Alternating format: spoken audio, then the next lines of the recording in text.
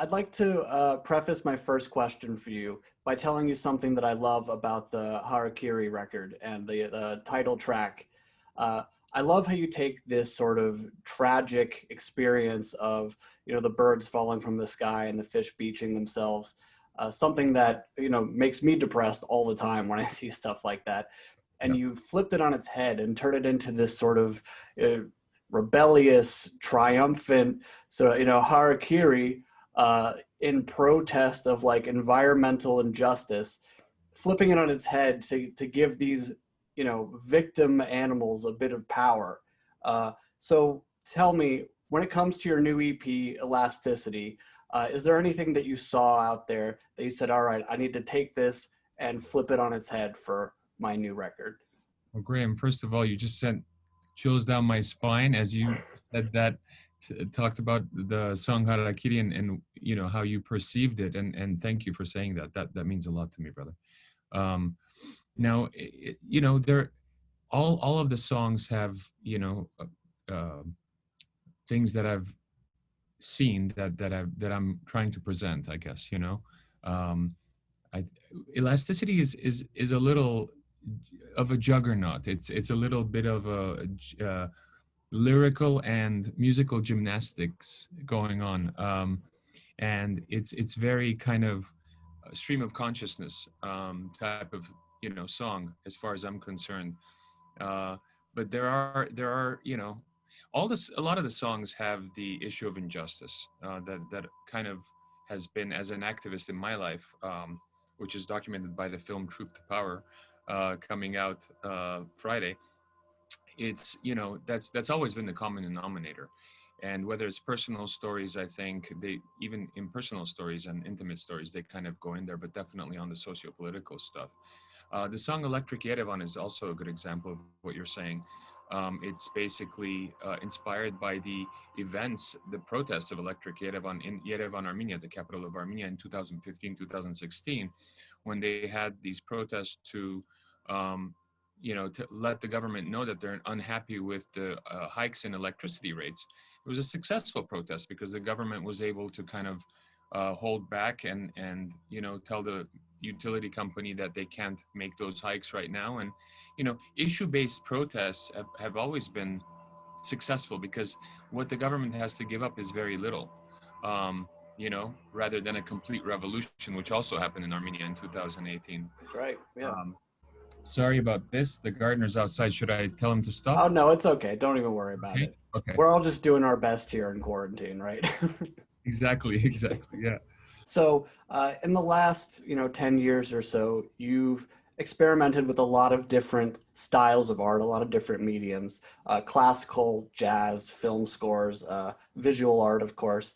And this album, as quirky and experimental as it is once again sort of rooted in rock and roll. Perhaps for the first time in about 10 years since the Harakiri album. Why was now the right time to go back to that medium? It wasn't necessarily the right time to go back to the medium. It was more of, those songs came to me in a particular time between 2015 and now. They were more like within those few years, and I didn't release them as an EP at the time because I don't know, it was one of those things where the songs were coming, and at the same time I was considering working with System on rock songs, and because we were not able to see eye to eye both creatively and philosophically in terms of the future of the band, as far as the vision of the band, these songs kind of and friends were like, you should release these songs. They're good songs one way or another. And so I decided to finish them and release them. So speaking more about Truth to Power, it's a really fantastic documentary. And I think it really paints in a way that I didn't quite understand, that despite the huge success that you've had with System of a Down and your solo stuff, that you've really been working towards a goal that has yet to be realized, and that's countries around the world. Recognizing the Armenian genocide. Well, look, it was when originally the idea of making a film was very much a POV film from the artist's perspective kind of thing.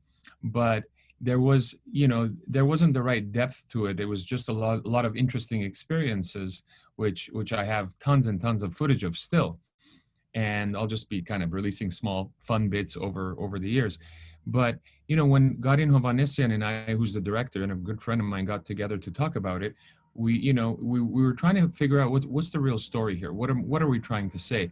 And I was less interested in the artist, the biography, the behind the scenes, the rock star, and I was more interested in the life of an activist through the arts. And at a point where the activist has very little voice before the arts, before he's an artist, and then the band explodes and that voice increases. The dissemination of the messages becomes more pronounced, and as time goes by, there's even occasions where you can see some of the activism have potency in terms of action and things changing, and also the repercussions of that activism. So that to me was the interesting drama part of the story. And along the way, you're seeing a lot of System of a Down stuff, performance stuff, behind the stage footage. So it's also appealing in a musical sense, obviously. An activist's work is never done because there's always an injustice to attack. And so, some of that stuff has, the recognition of the Armenian genocide in U.S. Congress, December 2019, was an incredible thing to experience as someone within the band who and the band, all the members of the band have been vying for awareness of the genocide because it's a personal story. All our grandparents are survivors of the genocide. But there's many other things that still need work, from the, in terms of Armenia, specifically from the fallout of the 2020 Artsakh war and all the humanitarian catastrophe that it entailed, to, climate change and many, as well as many other revolutions happening around the world. Look at what's going on in Myanmar right now, what's been happening in Belarus right now, what's happening in Russia right now, what's happening in, certain countries in South America, and really all over the place. There's stuff happening everywhere. I really, really, truly feel as an activist now that the next 4 years will generate some of the largest change that we're going to see in our lifetime, because not my generation, but your generation, the new generation, is not going to withstand the type of hypocrisy that we did in terms of seeing dictators around the world rule, because we're looking at a possibility of extinction in our lifetime based on climate change and based on our choices and lifestyle. So who's got time for fucking dictators when there's extinction around the corner? It's that kind of a thing. And I think that there's going to be really, really strong positive changes coming out of this really negative couple of fucking years. Sure, and our media has been sort of a beacon of that potential change in the last few years, with the completely peaceful revolution that not only my generation, but your generation both worked so hard and took to the streets and fought for. And in the movie, you get to see this happening. And you see the life of an activist through both long periods of frustration of nothing happening and then sudden, long-awaited moments of this incredible triumph.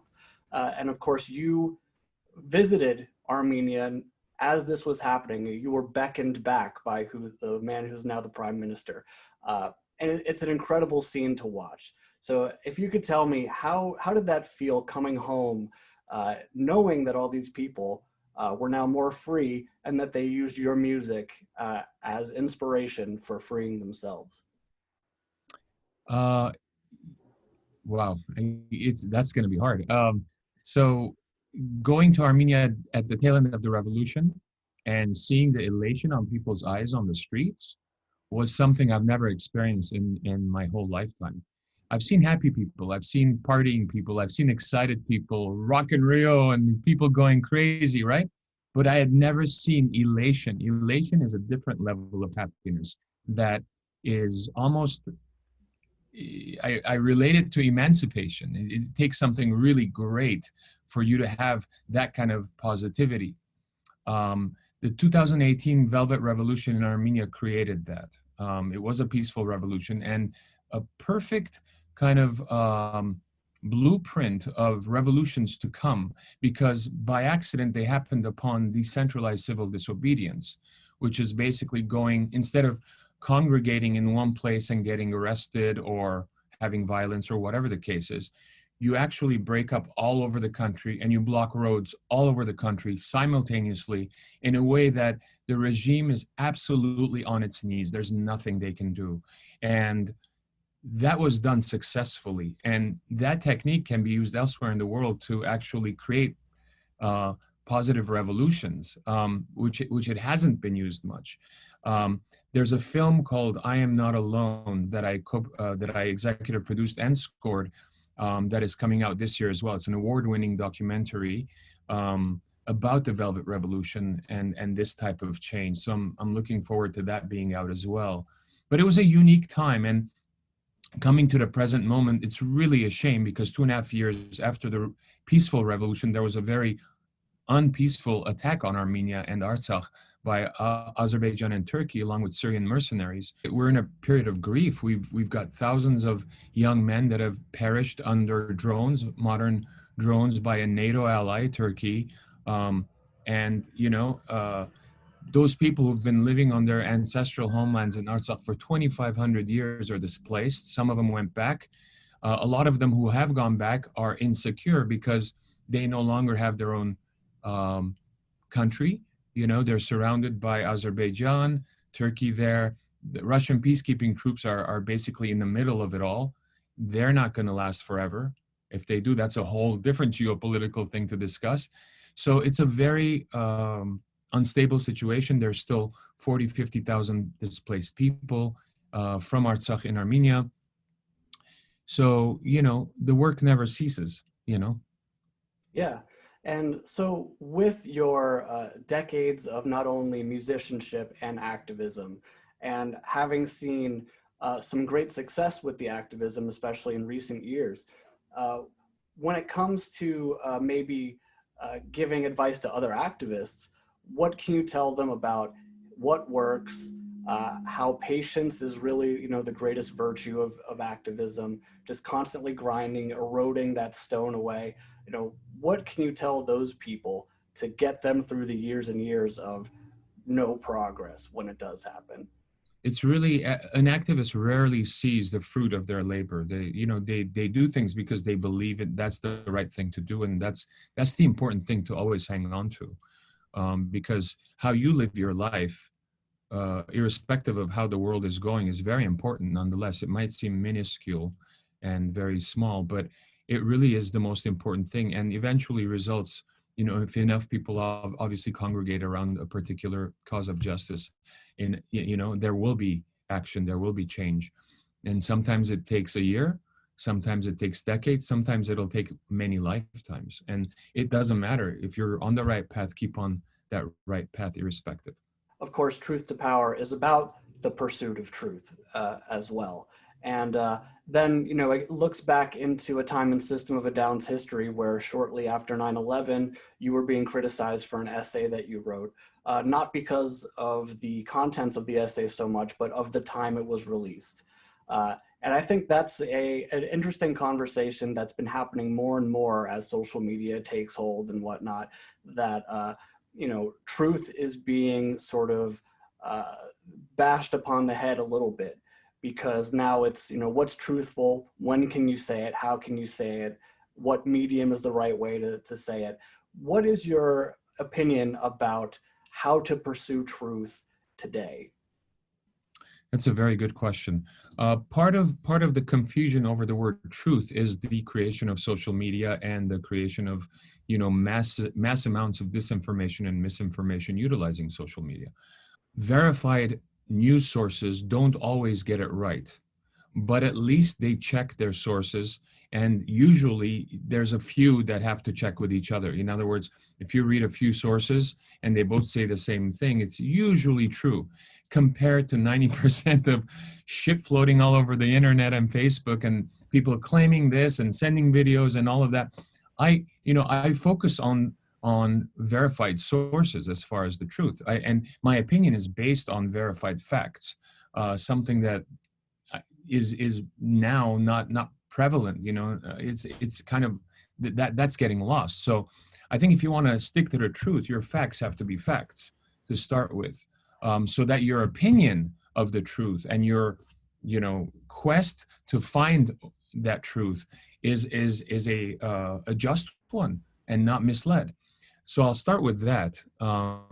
But you know, I think once you know what that truth is, and once you know what that justice is, then you work toward it properly. Yeah. Well, I got one more question for you. And again, thank you for your time today. It's greatly appreciate it. Sure, Uh, Grant. My so pleasure. one, yes. So for a very long time, System of a Down was a band that was very adamant and not telling people exactly what you guys meant behind your music. You wanted people to have their own opinions. You wanted people to interpret it themselves, find their own meanings in it. And with the two new songs that you released, I think that was a more direct, hey, this is what we're writing about. This is what we mean by it. This is what's important to us right now. What can you tell me about, you know, a direct approach versus an indirect approach in getting your message out there and trying to get an activist's spirit to kind of take hold of your listeners? Good question. Look, mostly I in most cases I do believe that art should be, you know, interpreted by the listener, the viewer, the whatever, you know, depending on the art form. And that becomes more potent because your relation to the music or the art form is based on your own cumulative experiences. It's based on your own vulnerabilities. It's based on your own tastes and dislikes. Um, so it becomes something special to you. Like, you know, how as a musician, as an artist, we've gotten a lot of letters, myself as well as the band, gotten over time, emails, letters, whatever, saying that, look, I was going through a really hard time. This song and what this meant means a lot to me because of this reason. Now, that may not be what I was talking about when I wrote the lyrics or whatever. It doesn't matter, because the value of that to the listener is way more. And so I generally, as well as System, we generally don't kind of share what everything means, especially lyrically. But in terms of the two songs that we released with System this year, or late last year, I should say, Protect the Land and Genocidal Humanoids, it was for a very specific cause. Our people were being attacked in Artsakh by the combined forces of Azerbaijan, Turkey, and Syrian mercenaries. And the press was being manipulated by social media bots paid by Azerbaijan, as well as the caviar diplomacy that they've been conducting for years, bribing politicians of different countries and media outlets, even nonprofit organizations, even humanitarian nonprofit organizations, even UNESCO, etc. Not just bribing, but really investing into their different infrastructure so that they get a favorable kind of thing. So that what they tried to create from the first day of the war was false parity in the media, which means that, oh, we're not attacking, they're attacking us, even though they're the ones that came to the border and attacked, right? I mean, they were somewhere else. Like, how could Armenia attack when Armenia is there defending its land, right? Like, it was one of those things where they created false parity throughout the whole thing, whether it was the banned weapons, the war crimes, you know. So for us, it was a way of breaking through that in the media and letting people know what's really going on and what really this means to us. And Protect the Land, Darren wrote both songs. He had both songs. Protect the Land was, he already had it in the can and he was going to release it on his Scars on Broadway record, in his next record. And he said, hey, this would actually really work if you guys want to use this. And we're like, we jumped on it because it worked perfectly in terms of what it meant to be one of those young Armenian soldiers trying to protect your family who's living a few kilometers or miles behind you. And then Genocidal Humanoids was the flip of the coin, the opposite side of the coin, where there are these terrorists and mercenaries that are hired to kill and behead, which we were seeing in videos every day during the war, even after the war. And so it was about that. So we had to be specific because the cause was greater than the band. Whereas generally as an artist, you just release music and let people interpret things. Well, Serj, thank you so much again. This has been a joy for me, and Thanks, Graham. thank you for giving me the courage to question my reality as well as I grew up through your music. Oh, and to thanks, be an brother. individual and rebellious on my own terms. So That thank you means so a lot much, to me, man. brother. And everybody, Elasticity, March 19th, pick it up. Truth to Power, February 19th. Excellent documentary. Serj Tankian, everybody. Thank you, Graham. Have a wonderful day. Then thanks for the interview. Thank you so much. I appreciate it.